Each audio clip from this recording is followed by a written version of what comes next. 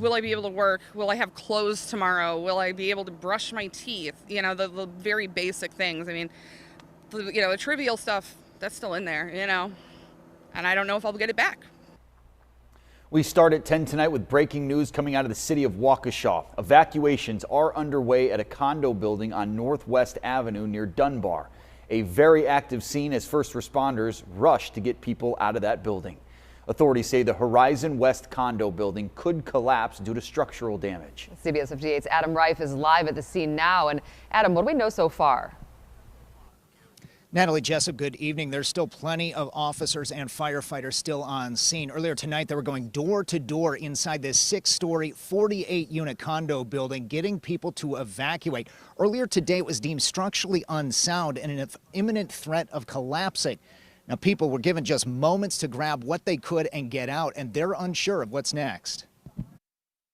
One of the police officers let me know that there's something about a center beam that is no longer structurally sound, which I take to mean that I don't know if we're going to be able to go back. Alicia was buying a new car when she got the call her building was being evacuated. She left the sale and rushed home, one of dozens of people given 15 minutes to grab what they could and get out.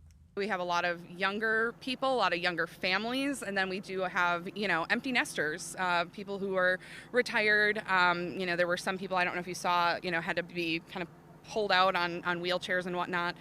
So yeah, there are some people who I'm sure really struggled to get their stuff together because physically they couldn't run around their house the way that I was jogging up the stairs. Neighbors say the gas lines were shut off Thursday night as a precaution, but the power was left on. Some people left so quickly the lights were still on inside their units. 3 city buses were on standby nearby to transport people, and Alicia says many of her neighbors were already put up in rooms at the Baymont. She and her boyfriend will stay with his mother, but already friends are reaching out with leads on a new place to live. People are already looking out for us. That's one thing. I love that about Waukesha because especially now more than ever, we've really come together as a community.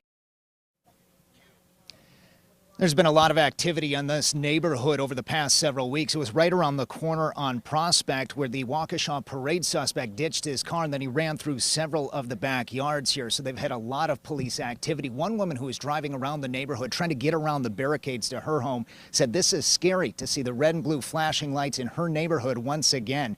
But one man said, and he echoed a lot of people, he lives in the house next door to the building that's being evacuated. He's also being evacuated from his home. He said he'll be content with all the commotion as long as everybody's okay. Live in Waukesha, Adam Reif, CBS 58 News.